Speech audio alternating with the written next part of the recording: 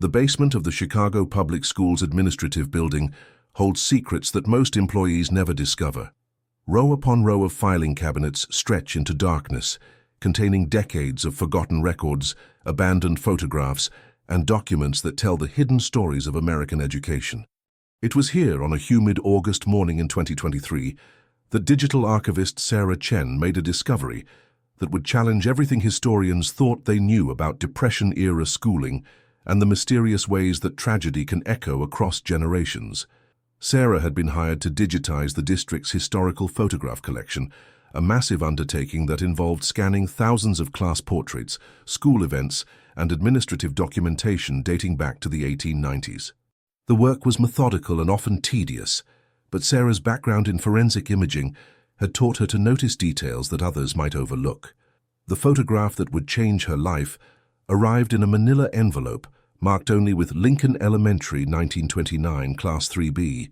Inside was a pristine black-and-white class portrait showing 23 children arranged in 3 rows, with their teacher, Miss Dorothy Fairweather, standing proudly behind them.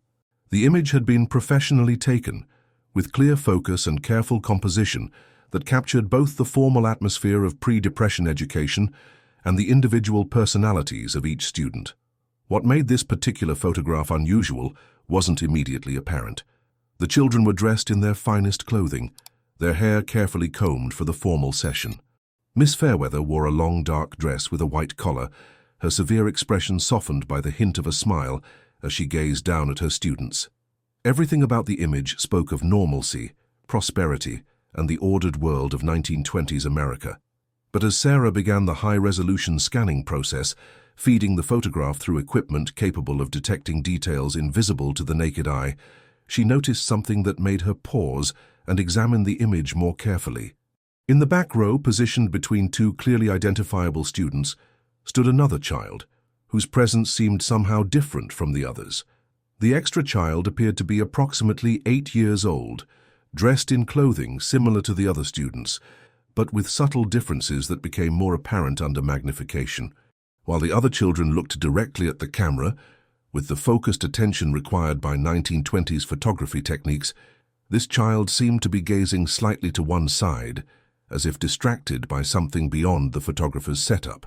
Most unsettling was the quality of the child's image itself.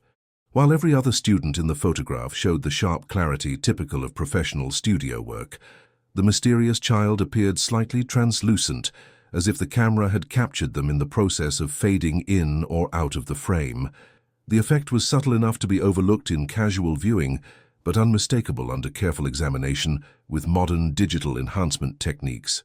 Sarah immediately began researching the photograph's provenance and the school records associated with Lincoln Elementary's 1929 enrollment.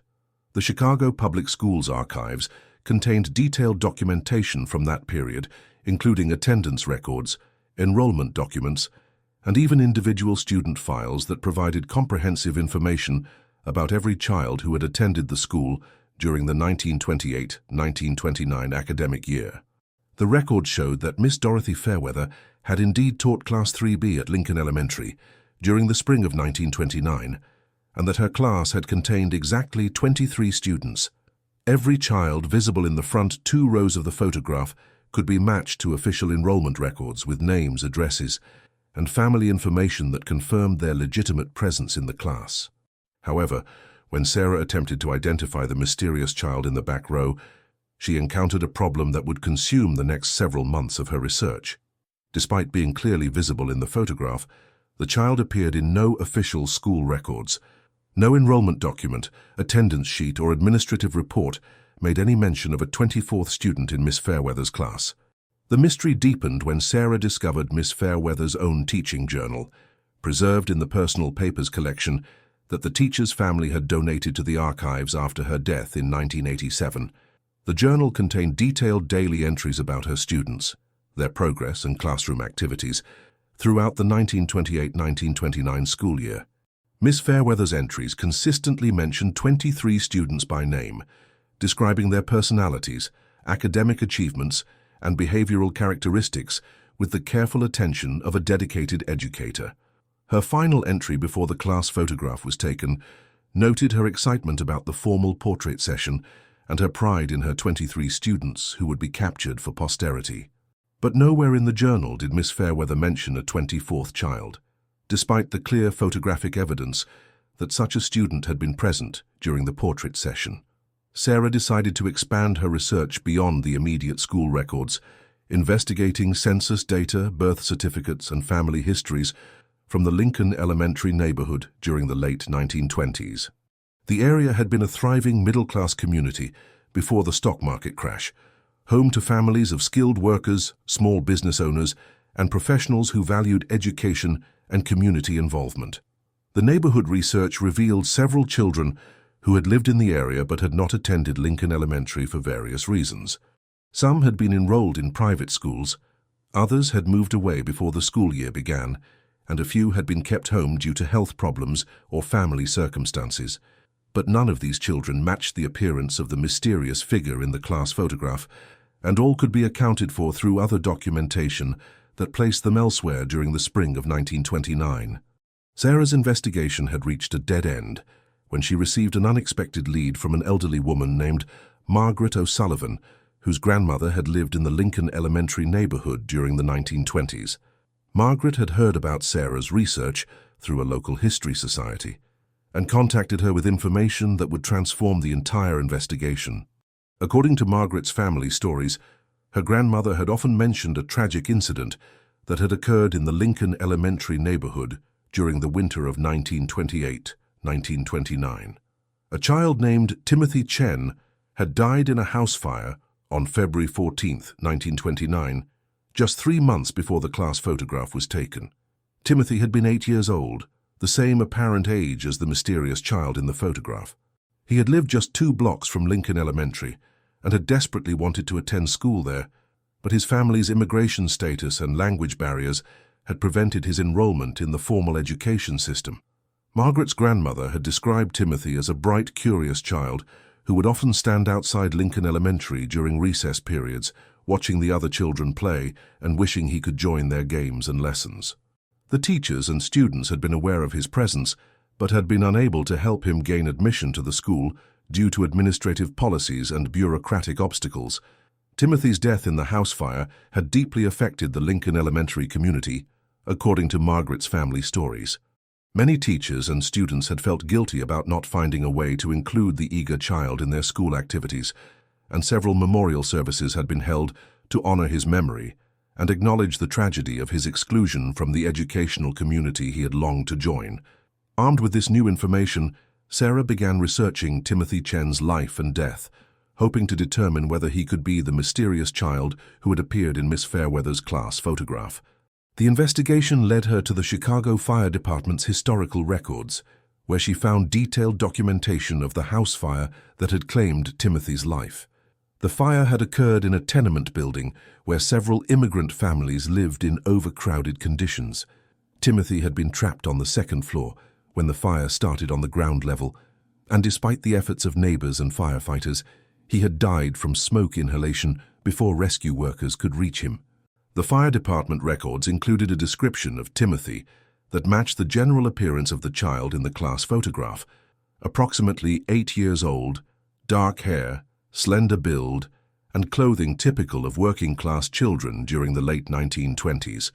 More significantly, the fire department report noted that Timothy had been found clutching a small notebook in which he had been practicing writing English letters and numbers, apparently teaching himself the skills he hoped to use if he ever gained admission to Lincoln Elementary School. Sarah consulted with Dr. Michael Harrison, a specialist in historical photography at Northwestern University, hoping to determine whether Timothy's appearance in the class photograph could be explained through conventional photographic processes or whether the image represented something more mysterious. Dr. Harrison's technical analysis confirmed that the photograph had been created using standard 1920 studio techniques and showed no evidence of double exposure, composite printing, or other manipulations that might have created the appearance of an additional child. The mysterious figure appeared to have been physically present during the photography session, captured through the same optical and chemical processes as the rest of the class. However, Dr. Harrison's examination also revealed the unusual translucent quality, that Sarah had noticed in the mysterious child's image. The figure showed characteristics that suggested it had been less substantial or solid than the other students, allowing light to pass through or around it in ways that created the distinctive ethereal appearance. This analysis supported the possibility that Timothy's presence in the photograph represented some form of spiritual manifestation rather than normal physical attendance at the portrait session. The photographic evidence suggested that Timothy had somehow managed to join the school community he had been denied during his lifetime, appearing among the students who had been given the educational opportunities he had desperately wanted. Sarah's research had attracted the attention of Dr. Elena Rodriguez, a psychologist at the University of Chicago, who specialized in childhood trauma and the psychological impacts of educational exclusion. Dr. Rodriguez's work had documented how denial of educational opportunities could create lasting psychological wounds that affected not only individual children, but entire communities. According to Dr. Rodriguez's research, immigrant children during the 1920s had faced significant barriers to educational access, including language requirements, documentation demands, and social prejudices that excluded them from mainstream educational opportunities. These exclusions had created psychological trauma that could persist for generations and manifest in various ways within educational communities. Timothy Chen's story represented a particularly tragic example of educational exclusion, combining immigration status, language barriers, and administrative inflexibility with the ultimate tragedy of death before resolution could be achieved. The intensity of Timothy's desire for education, combined with the guilt felt by the Lincoln Elementary community after his death, had created emotional conditions that might have been conducive to spiritual manifestation. Dr. Rodriguez theorized that Timothy's appearance in the class photograph might represent a form of posthumous inclusion in the educational community that had excluded him during his lifetime. The formal class portrait, which captured the essence of belonging to a school community, might have provided the perfect opportunity for Timothy's spirit to achieve the educational connection he had been denied while living. The investigation expanded when Sarah discovered that the Lincoln Elementary School building itself had a history of unusual phenomena that might be related to Timothy's spiritual presence. Janitors, teachers, and students had reported strange occurrences in the building for decades following Timothy's death, including sounds of children playing in empty hallways, the appearance of writing on blackboards overnight, and the sensation of being watched by invisible observers. These reports had been documented sporadically in school maintenance logs, administrative memos, and personal accounts from staff members who had worked at Lincoln Elementary over the decades. While most of these incidents had been dismissed as imagination or misperception, the consistency of the reports suggested that something unusual had been occurring in the building.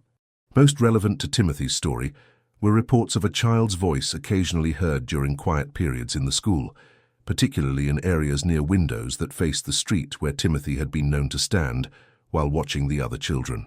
Several teachers had reported hearing what sounded like a young boy practicing English pronunciation, repeating words and phrases that were commonly used in elementary education during the 1920s and 1930s.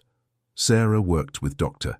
Harrison to examine other historical photographs from Lincoln Elementary, hoping to determine whether Timothy's spiritual presence had appeared in additional images over the years. Their investigation revealed several more photographs from the 1930s and 1940s that showed subtle anomalies similar to those visible in the 1929 class portrait. In a 1932 school assembly photograph, a translucent figure could be detected standing at the edge of the group, apparently watching the proceedings with the same longing expression that characterized Timothy's appearance in the class portrait. A 1938 graduation ceremony photograph showed what appeared to be the same figure seated in the back of the auditorium, as if attending the educational milestone celebration that he had never been allowed to experience personally.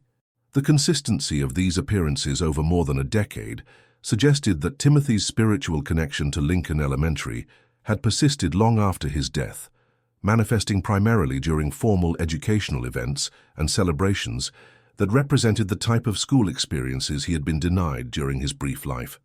Dr.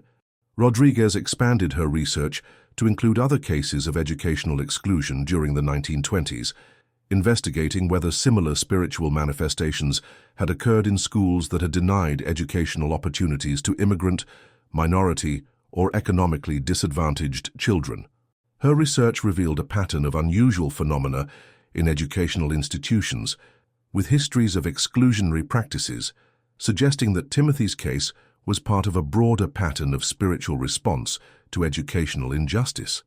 Schools in immigrant neighborhoods across Chicago showed similar reports of mysterious presences, unexplained phenomena, and spiritual manifestations that appeared to be connected to children who had been excluded from educational opportunities due to discrimination, poverty, or administrative barriers. These patterns suggested that the desire for education among excluded children during the 1920s had been so intense that it could persist beyond death, creating spiritual presences that continued to seek connection with the educational communities that had rejected them during their lifetimes. Sarah's investigation had meanwhile attracted media attention when she presented her findings at a conference on historical photography and digital restoration.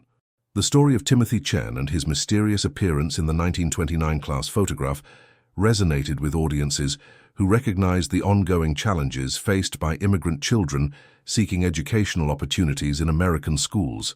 The media coverage brought forward additional witnesses and family members who had stories about Timothy and the Lincoln Elementary neighborhood during the late 1920s. These accounts provided rich detail about Timothy's life, his family's struggles with immigration and economic hardship, and the community's response to his tragic death. Several elderly residents of the neighborhood remembered Timothy and confirmed the accuracy of the stories that Sarah had uncovered through her research. They described him as a bright, determined child who had taught himself to read English by studying discarded newspapers and magazines, and who had spent countless hours watching Lincoln Elementary from across the street, learning the routines and rhythms of school life that he hoped someday to join. The community members also confirmed that Timothy's death had created lasting guilt among the Lincoln Elementary staff and students, many of whom had wanted to help him but had been prevented by policies and regulations that they felt powerless to challenge. This guilt had manifested in various memorial activities and informal efforts to honor Timothy's memory, including the creation of a small scholarship fund that helped other immigrant children gain access to educational opportunities that had been denied to Timothy. Dr. Harrison's photographic analysis had meanwhile expanded to include comparison with other documented cases of spiritual photography from the 1920s and 1930s. His research revealed that the Depression era had been a period of frequent spiritual manifestations in photography, possibly due to the emotional stress and social upheaval that had characterized American society during that time. Schools, churches, and community organizations had regularly reported mysterious figures appearing in their photographs during the late 1920s and early 1930s, often representing individuals who had died during the period of economic collapse and social transformation that had preceded the Great Depression. Timothy's appearance in the Lincoln Elementary class photograph fit within this broader pattern of spiritual photography, but his case was unique in its clear connection to educational exclusion and the specific circumstances of his death just months before the portrait was taken. The technical characteristics of Timothy's image in the photograph, the translucent quality, the sideways gaze, and the subtle differences in clothing and posture, matched patterns that Dr. Harrison had identified in other authenticated cases of spiritual photography from the same period. These consistent characteristics provided evidence that Timothy's presence in the photograph represented a genuine spiritual manifestation rather than a photographic artifact, processing error, or later manipulation of the image. Sarah decided to investigate whether Timothy's spiritual presence had continued to manifest in Lincoln Elementary after the 1940s, when the building had undergone renovations and demographic changes that might have affected the conditions that enabled his appearances. Her research revealed that reports of unusual phenomena in the school had decreased significantly after 1945, when Lincoln Elementary had implemented new policies designed to ensure that all neighborhood children, regardless of immigration status or economic circumstances, could enroll in classes and participate fully in school activities. The timing of these policy changes coincided with the apparent cessation of Timothy's spiritual manifestations, suggesting that his posthumous presence in the school had been directly related to the exclusionary practices that had denied him educational opportunities during his lifetime. Once Lincoln Elementary had become truly inclusive and welcoming to all children in the neighborhood, Timothy's spirit appeared to have found the peace and resolution that had eluded him during his brief physical existence. This correlation between policy changes and spiritual activity provided compelling evidence that Timothy's appearances had been motivated by his desire for educational inclusion rather than by any malevolent or random supernatural forces. The investigation had attracted the attention of the Chicago Public Schools Administration, which commissioned a comprehensive review of historical educational policies and their impacts on immigrant and minority communities throughout the district's history. The review revealed that Lincoln Elementary's exclusion of Timothy Chen had been part of systematic discrimination that had denied educational opportunities to thousands of children throughout Chicago during the early 20th century. These exclusionary practices had been based on immigration status, English language proficiency, economic circumstances, and social prejudices that had created significant barriers to educational access for the city's most vulnerable children. The district's historical review resulted in formal acknowledgement of past injustices and the implementation of new policies designed to ensure that contemporary immigrant and refugee children would not face similar barriers to educational access.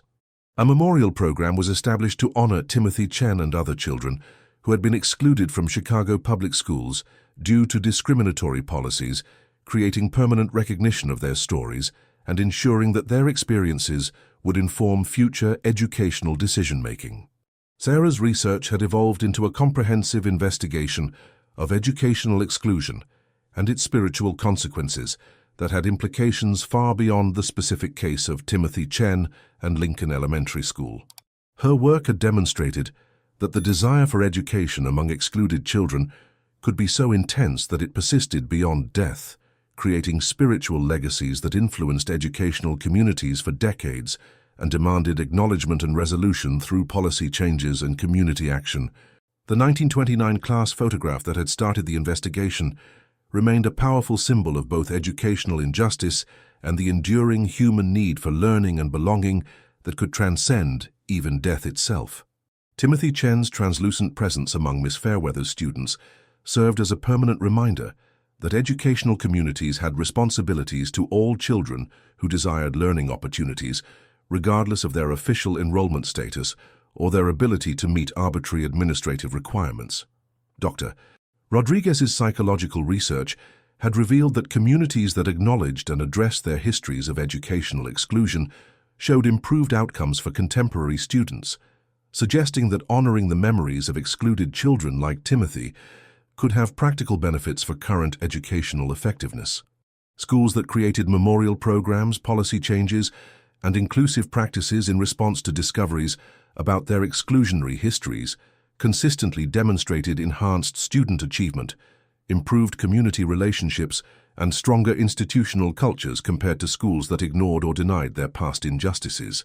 The correlation between historical acknowledgement and contemporary performance provided evidence that addressing spiritual and emotional legacies of educational exclusion could contribute to creating more effective and inclusive educational environments for all students.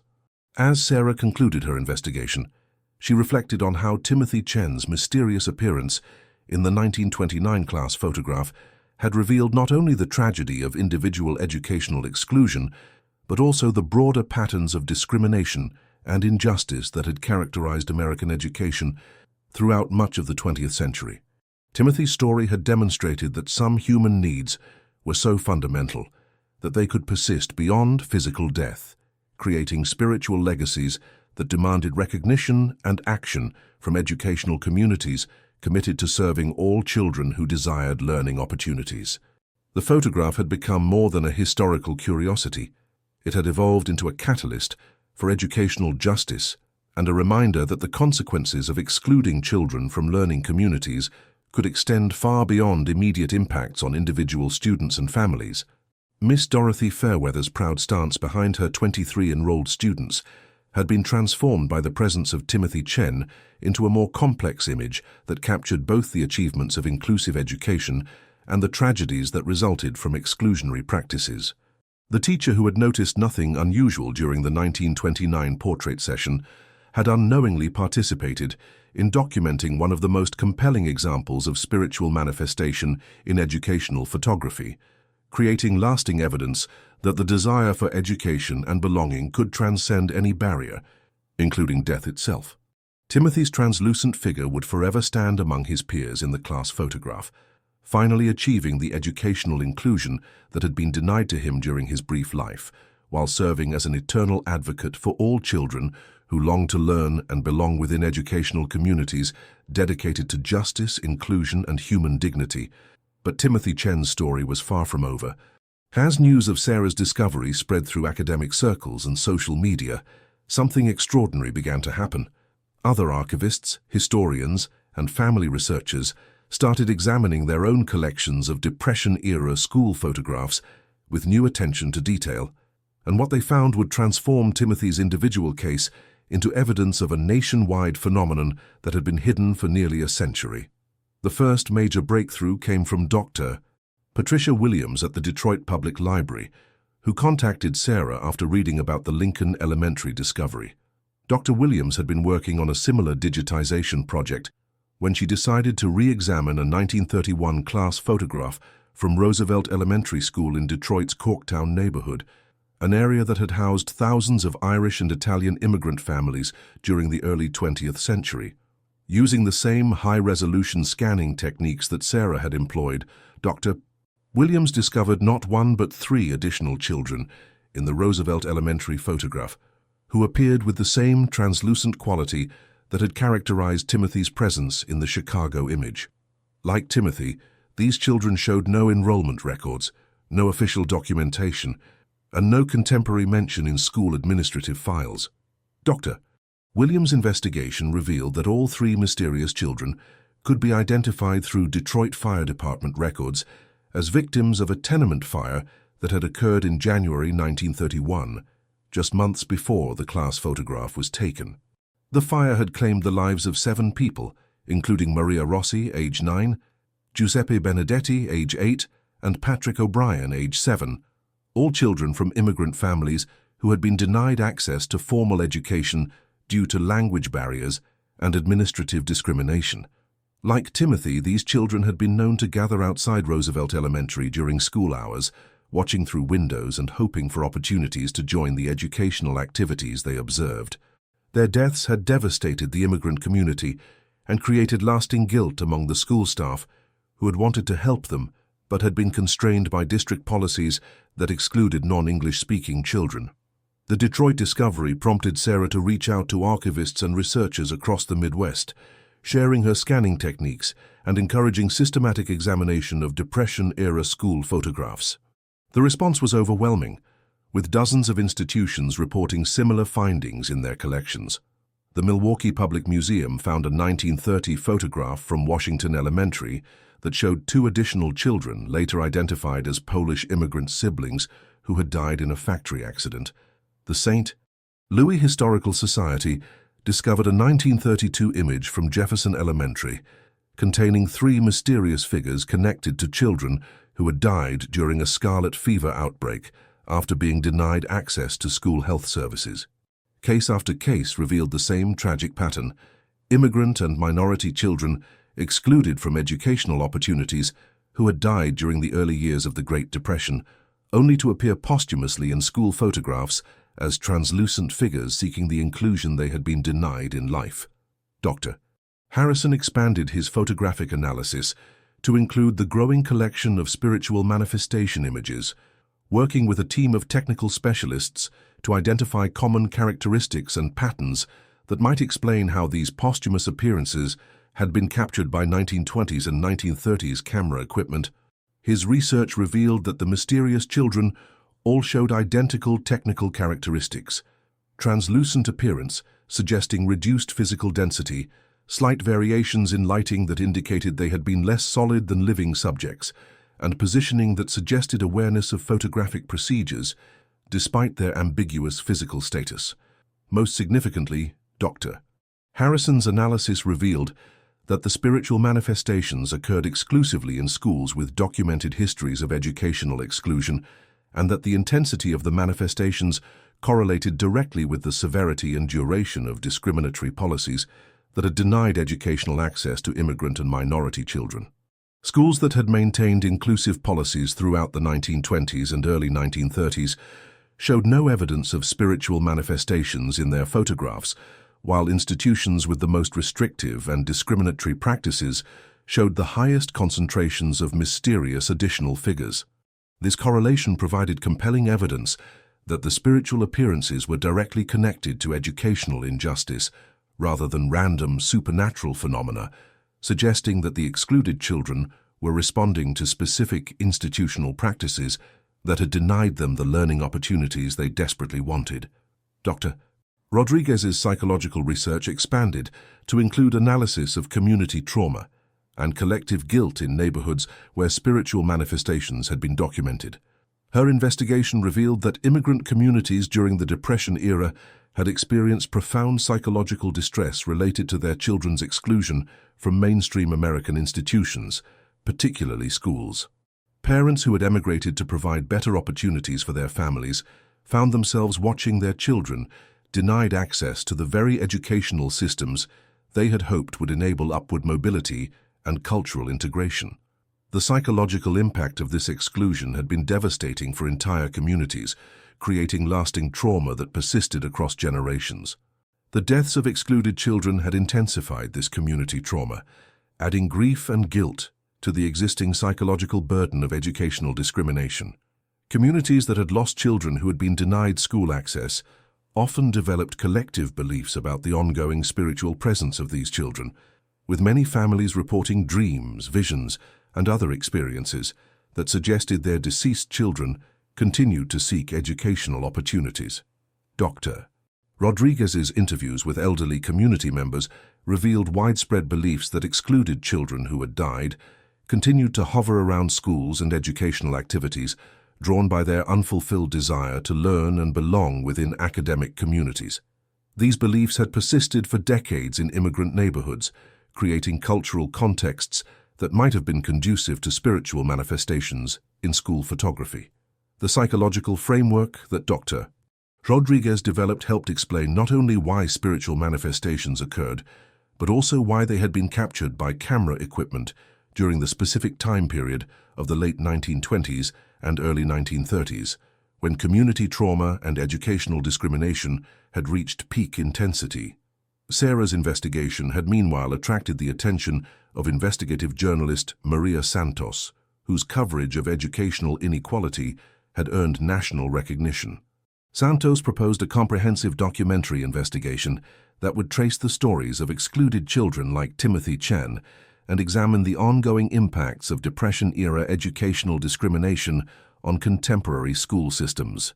The documentary project, titled The Missing Students' Depression-Era Educational Exclusion and Its Spiritual Legacy, would spend 2 years investigating dozens of cases across the United States, interviewing descendants of excluded families, and examining historical records that revealed the full scope of educational discrimination during the early 20th century.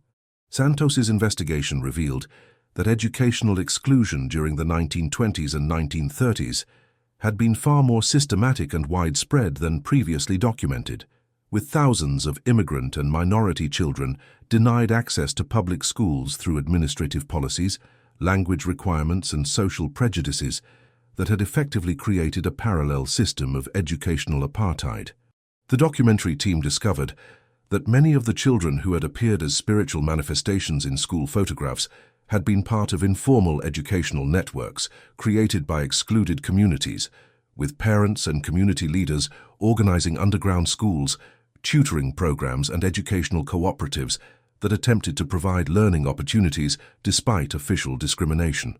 These community-based educational efforts had often been more innovative and effective than the formal public school systems that had excluded their children, incorporating multilingual instruction, culturally relevant curricula, and teaching methods that recognized and built upon the diverse knowledge and skills that immigrant families brought to American communities. The irony that excluded children had often received superior education through community-based programs, while desperately wanting access to the mainstream schools that rejected them, added another layer of complexity to the spiritual manifestation phenomenon. Dr.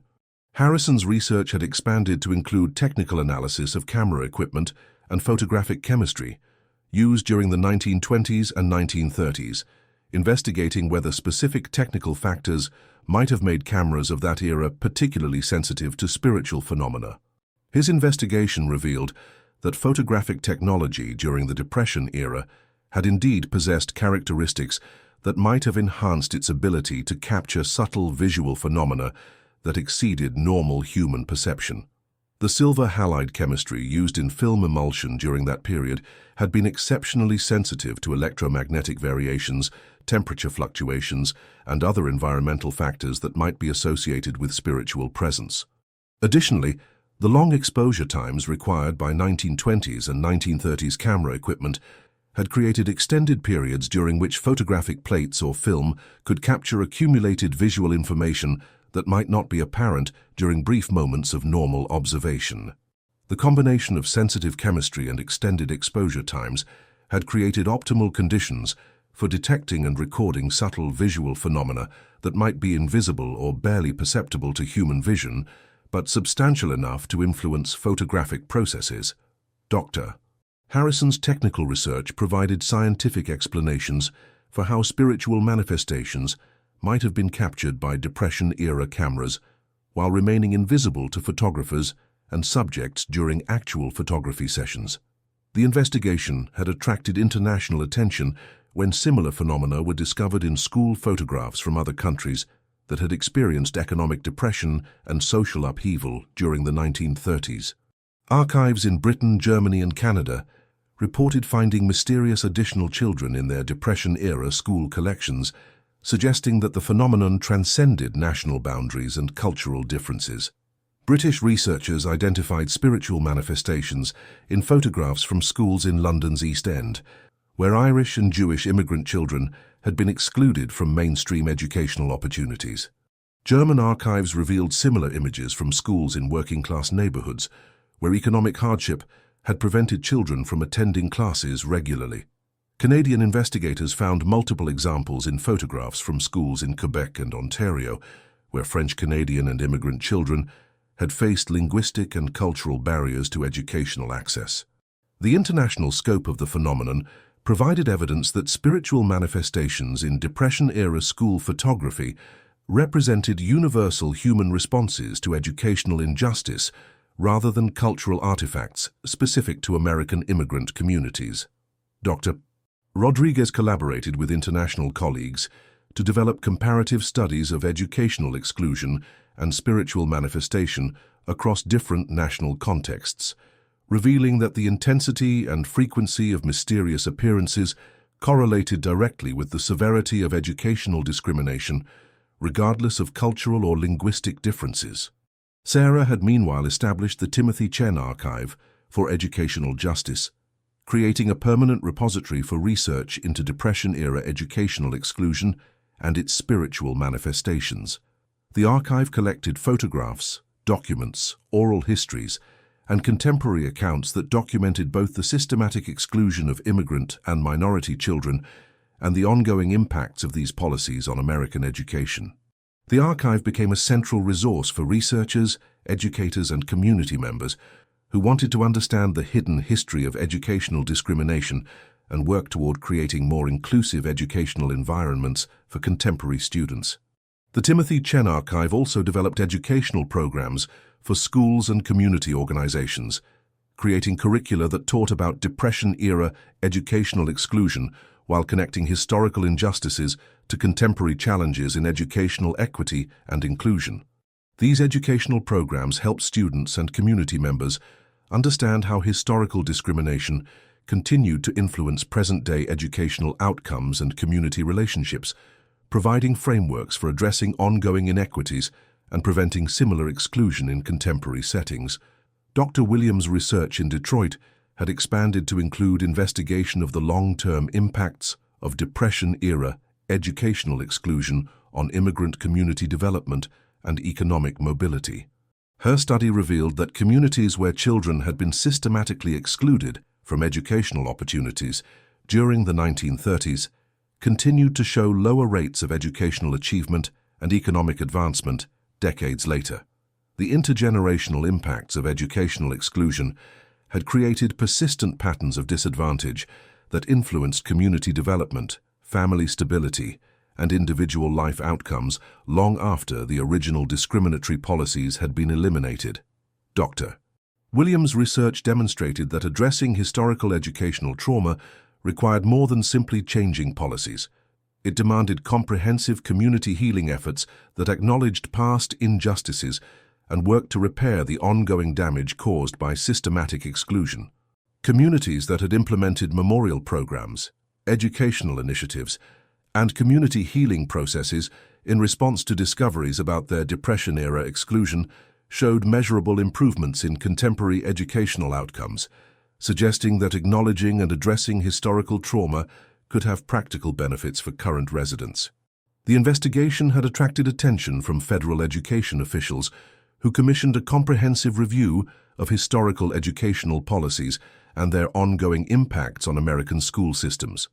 The review revealed that Depression-era exclusion had created lasting patterns of educational inequality that continued to influence achievement gaps, funding disparities, and community school relationships throughout the United States. Federal researchers identified hundreds of school districts that had maintained discriminatory policies during the 1930s and had never fully addressed the long-term impacts of these practices on their educational communities and student populations. The federal review resulted in new funding programs designed to help schools and communities research their histories of educational exclusion and implement healing initiatives that could address the ongoing impacts of historical discrimination. These federal programs provided resources for community research, memorial activities, educational curricula, and policy changes that could help contemporary schools create more inclusive and effective learning environments while honoring the memories of children who had been excluded from educational opportunities. Sarah's work had evolved from a routine digitization project into a national movement for educational justice that combined historical research, spiritual acknowledgement, and contemporary policy reform in unprecedented ways. Her discovery of Timothy Chen in the 1929 class photograph had catalyzed a comprehensive re-examination of American educational history that revealed the extensive scope of Depression-era discrimination while providing tools and frameworks for addressing its ongoing impacts. The investigation had demonstrated that some human needs were so fundamental that they could persist beyond death, creating spiritual legacies that demanded recognition and action from educational communities committed to serving all children who desired learning opportunities. Timothy's translucent presence in Miss Fairweather's class photograph had become a symbol of both historical injustice and enduring hope, representing the possibility that excluded children could ultimately achieve the educational inclusion they had been denied during their lifetimes. Dr. Harrison's photographic research had established Depression-era spiritual manifestation as a legitimate field of scientific inquiry, with implications for understanding consciousness, community trauma, and the relationship between historical injustice and institutional effectiveness. His work had revealed that photographic technology could serve as a bridge between past and present, capturing evidence of historical trauma while providing opportunities for contemporary healing and positive change. The dozens of mysterious children who had been discovered in Depression-era school photographs across the United States had created a visual archive of educational injustice that demanded acknowledgement and response from contemporary educational communities. These spiritual manifestations had transformed from historical curiosities into catalysts for social justice, providing compelling evidence that the consequences of educational exclusion could persist across generations and influence entire communities until historical trauma was properly acknowledged and addressed. As the investigation continued to expand and evolve, Timothy Chen's story remained at its center, serving as a powerful reminder that every child's desire for education deserved recognition and fulfillment, and that some connections to learning and community could transcend even the boundaries between life and death. The teacher who had noticed nothing in 1929 had unknowingly participated in documenting one of the most significant discoveries in American educational history, creating lasting evidence that the pursuit of knowledge and belonging represented fundamental human needs that could overcome any obstacle, including death itself. Miss Dorothy Fairweather's class photograph had become more than a historical document. It had evolved into a testament to the enduring power of the human spirit and a call to action for educational communities committed to ensuring that no child would ever again be denied the learning opportunities that Timothy Chen and thousands of other excluded children had died still desperately wanting to embrace. The investigation took another dramatic turn when Sarah received an unexpected package from an elderly woman in San Francisco named Rose Chen, who had seen coverage of the Timothy Chen story in a national magazine article about the Depression-era spiritual photography research.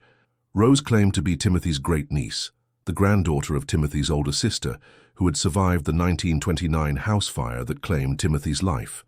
Inside the package was a collection of family documents that Rose had inherited from her grandmother, including letters, photographs, and personal belongings that provided unprecedented insight into Timothy's life, his family's struggles with immigration and poverty, and the circumstances that had led to his exclusion from Lincoln Elementary School. The most significant item in Rose's package was Timothy's own notebook, the same one that the fire department records had mentioned finding clutched in his hands when his body was recovered from the burned tenement building. The notebook had been returned to Timothy's family after the investigation, and it had been carefully preserved through 4 generations as a memorial to the young boy's determination to learn.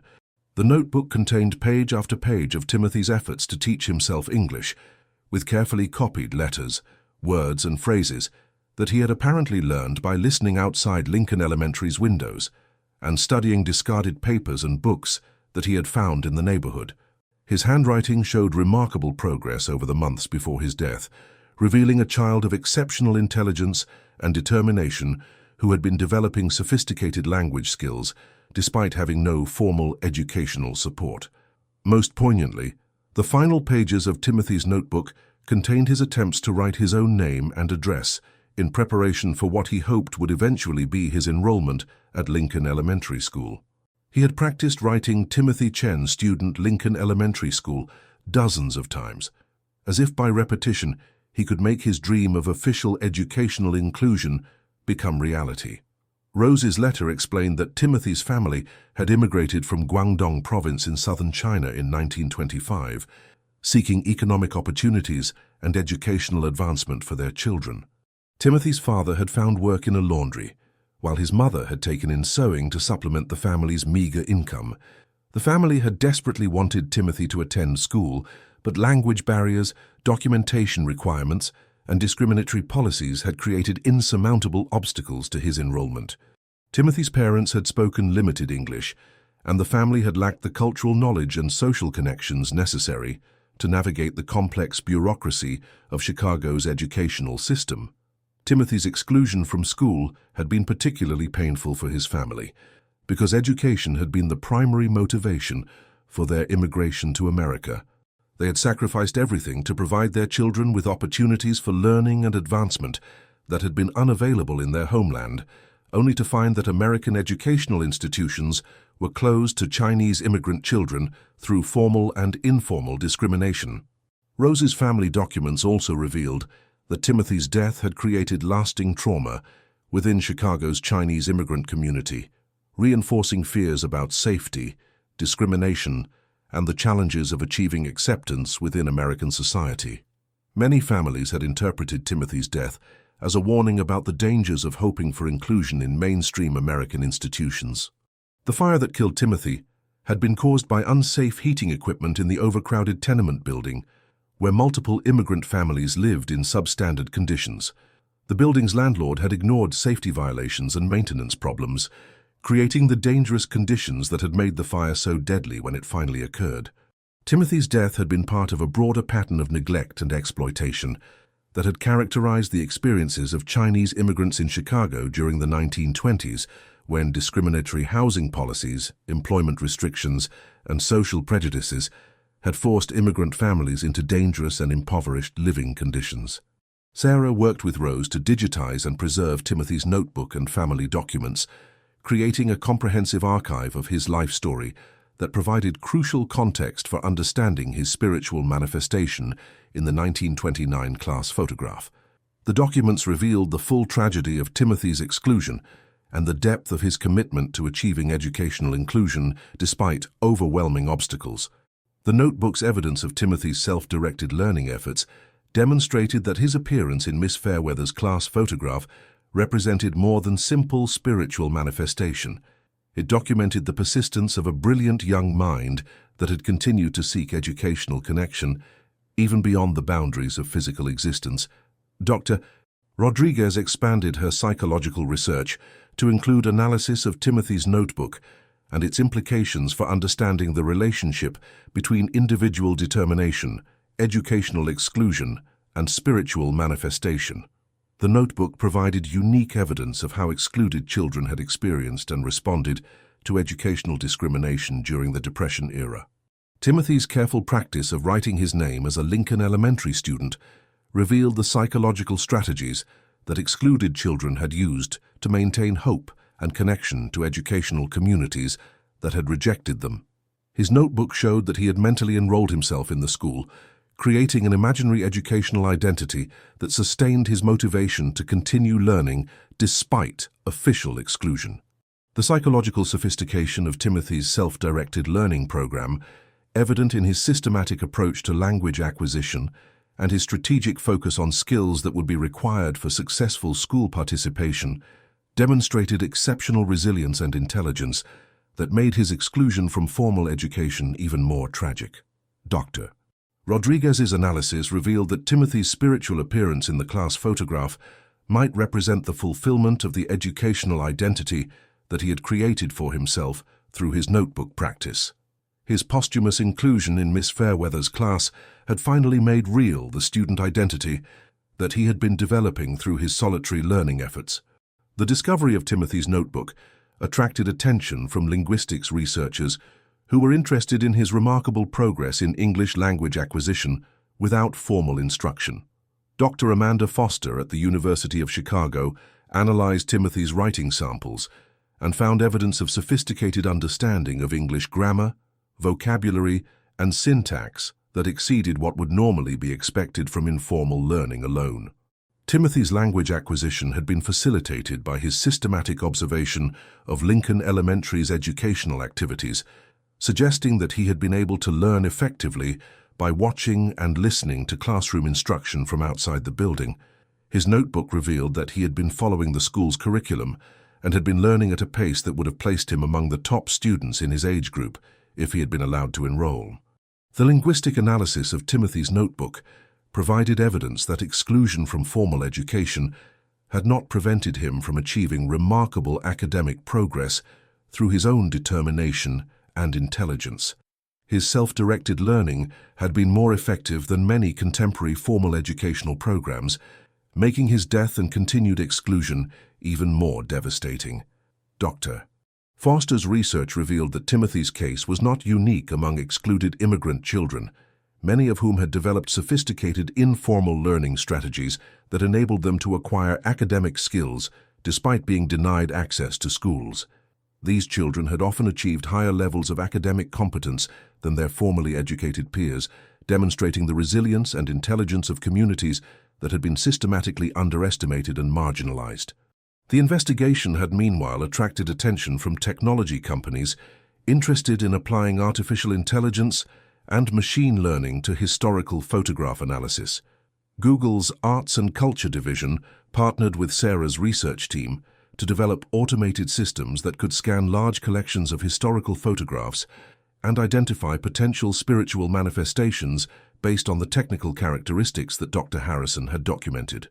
The AI-powered analysis system could detect translucent figures, lighting anomalies and positioning patterns that indicated possible spiritual manifestations, dramatically accelerating the process of discovering additional cases in historical photograph collections around the world. The automated scanning project revealed thousands of additional photographs from the 1920s and 1930s, that contained mysterious figures, expanding the documented evidence for Depression-era spiritual manifestations far beyond what manual analysis could have achieved. The AI system identified spiritual manifestations in school photographs from rural areas, urban centers, and suburban communities across the United States, revealing that educational exclusion and its spiritual consequences had affected American communities of all types and sizes during the Depression era. International partnerships expanded the AI scanning project to include photograph collections from libraries, museums, and archives in dozens of countries, creating a global database of historical spiritual manifestations that revealed the universal nature of human responses to educational injustice and social exclusion. The technology-enhanced research confirmed that spiritual manifestations in historical photography were far more common than previously realized, with systematic patterns that correlated directly with historical injustices, community trauma, and institutional discrimination across different cultural and geographical contexts. Sarah collaborated with documentary filmmakers to create a follow-up investigation titled The Notebook: Timothy Chen's Learning Legacy, which focused specifically on his self-directed educational efforts and their implications for understanding intelligence, resilience, and the universal human desire for learning and inclusion. The documentary used advanced digital recreation techniques to bring Timothy's notebook entries to life, showing viewers his daily practice sessions, his systematic approach to language learning, and his persistent efforts to prepare himself for the school enrollment that he hoped would eventually become possible. The film's most powerful segment featured computer-generated visualizations of Timothy sitting outside Lincoln Elementary, watching classroom activities through windows while taking notes in his notebook and practicing the skills he observed being taught inside the building.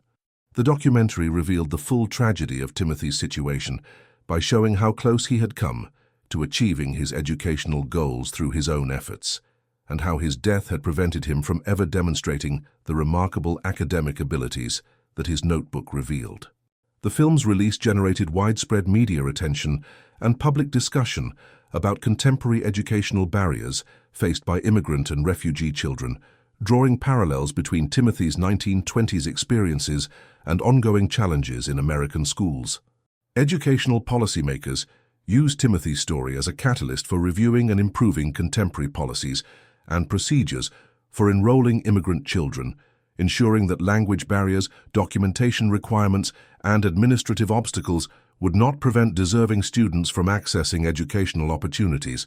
The Timothy Chen Educational Equity Foundation was established to provide scholarships, advocacy, and support services for contemporary immigrant children facing barriers to educational access, ensuring that Timothy's legacy would continue to benefit children who faced similar challenges to those that had prevented his own educational inclusion.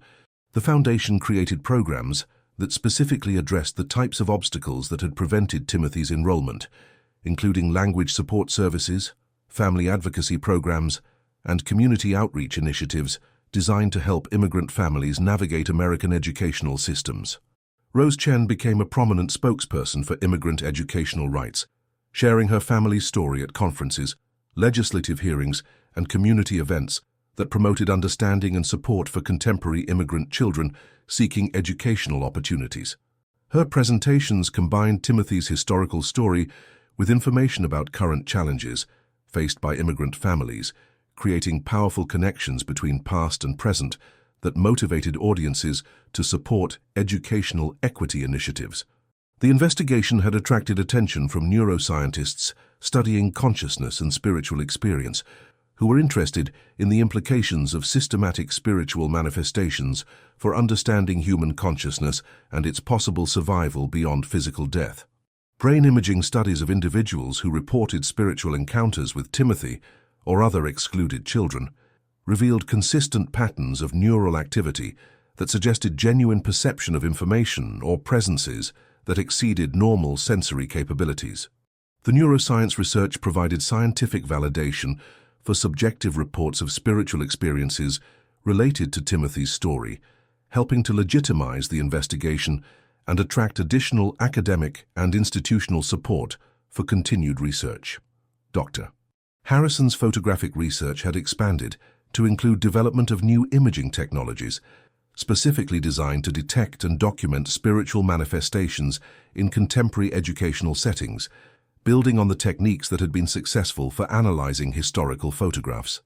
The advanced imaging systems combined traditional photography with electromagnetic field detection, thermal imaging, and computer enhancement algorithms that could reveal subtle visual phenomena that might be associated with ongoing spiritual activity in schools and educational institutions. Field testing of the new imaging technologies in schools, with histories of educational exclusion, had produced remarkable results, including documentation of apparent spiritual presences that seemed to interact with contemporary students and educational activities. The contemporary spiritual manifestation research revealed that Timothy's story was not simply a historical curiosity, but part of ongoing spiritual activity that continued to influence educational communities decades after the original exclusion and trauma had occurred. Schools that acknowledged their histories of educational exclusion and created memorial programs for excluded children showed increased spiritual activity during the acknowledgement and healing processes, suggesting that spiritual presences responded positively to community efforts to address historical injustices. The research had practical implications for understanding how historical trauma continued to influence contemporary educational effectiveness and community relationships, providing tools and frameworks that educational leaders could use to address ongoing impacts of past discrimination. Contemporary applications of Timothy Chen's story had begun to influence teacher training programs, educational leadership development, and policymaker education initiatives that helped educational professionals understand the long-term consequences of exclusion and discrimination. Professional development programs incorporated Timothy's story and the broader research findings to help educators recognize signs of educational exclusion in their own institutions and develop strategies for creating more inclusive and effective learning environments. The investigation had revealed that some aspects of human experience transcended the boundaries of individual lifetimes, creating spiritual legacies that connected past and present while demanding ongoing attention and action from contemporary communities. Timothy Chen's notebook had become a symbol of the universal human desire for learning and belonging that could persist beyond death and continue to influence educational communities across generations. His careful practice of writing his name as a Lincoln Elementary student represented the power of hope and determination to create realities that transcended immediate circumstances and apparent limitations. The 1929 class photograph that had captured Timothy's translucent presence among Miss Fairweather's students served as lasting evidence that some connections to education and community could overcome any obstacle, including the boundaries that seemed to separate the living from the dead. As the investigation continued to evolve and expand, Timothy's story remained at its center, providing inspiration and guidance for contemporary efforts to create educational systems that welcomed and served all children regardless of their background, circumstances, or official documentation status. The teacher who had noticed nothing unusual during the 1929 portrait session had unknowingly participated in creating one of the most important documents in American educational history, capturing visual proof that the desire for learning could transcend even death itself. Miss Dorothy Fairweather's proud stance behind her 23 enrolled students had been transformed by Timothy's spiritual presence into a more complex and powerful image that represented both the achievements of inclusive education and the ongoing responsibilities that educational communities had to serve all children who sought learning opportunities. Timothy Chen's translucent figure would forever stand as a reminder that educational inclusion represented a fundamental human right that demanded recognition and protection, and that some spirits would continue to advocate for educational justice until all children received the learning opportunities they deserved.